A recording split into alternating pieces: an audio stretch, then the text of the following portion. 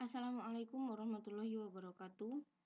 Hari ini kita ada jadwal pembelajaran daring mata pelajaran fisika.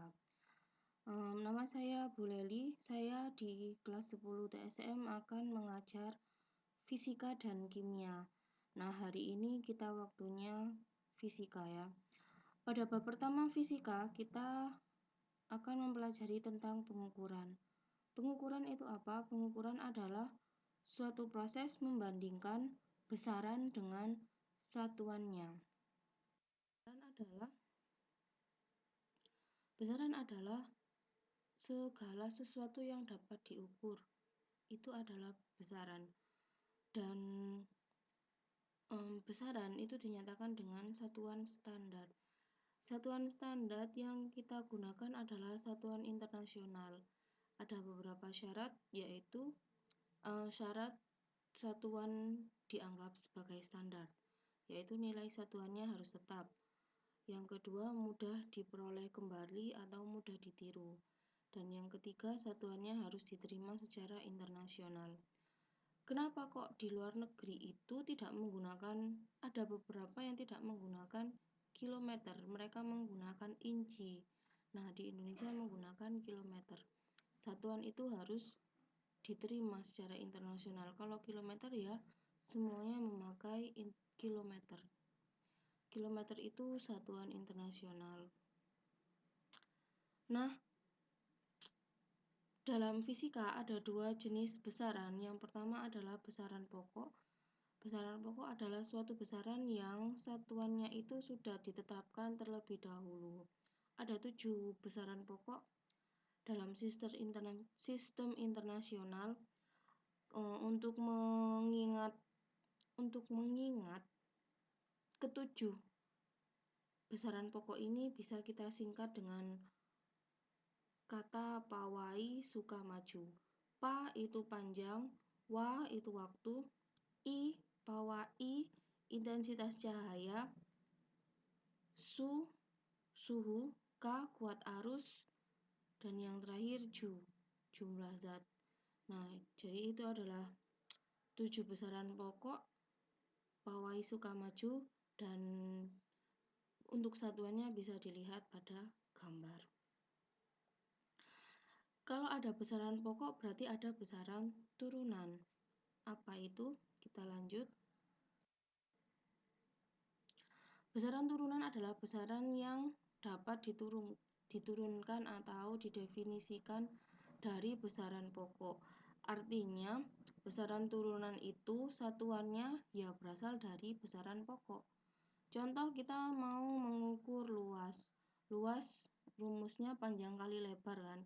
Nah, panjang dan lebar itu sama-sama besaran pokok. Jadi besaran turunan luas itu berasal dari dua besaran pokok panjang. Begitu. Selanjutnya kita tadi sudah mengenal besaran, kita lanjut ke pengukuran. Pengukuran itu dilakukan dengan menggunakan alat ukur. Besar atau kecil, ringan atau berat, tebal atau tipis, jauh atau dekat, itu bisa diukur dengan menggunakan alat ukur. Untuk mengukur massa, kita biasa menggunakan neraca atau timbangan. Ada 3 jenis neraca yang biasa dipakai untuk penelitian. Ada neraca dua lengan, neraca Ohaus, dan neraca gantung. Untuk mengukur panjang, kita biasa menggunakan mistar atau penggaris atau rollmeter. Tetapi selain mistar, kita juga bisa menggunakan jangka sorong dan mikrometer skrup. Jangka sorong dan mikrometer skrup itu kita pakai untuk mencari diameter suatu benda. Diameternya mur, diameternya tongkat atau suatu ketebalan benda, kita pakai jangka sorong atau mikrometer skrup. Apa bedanya?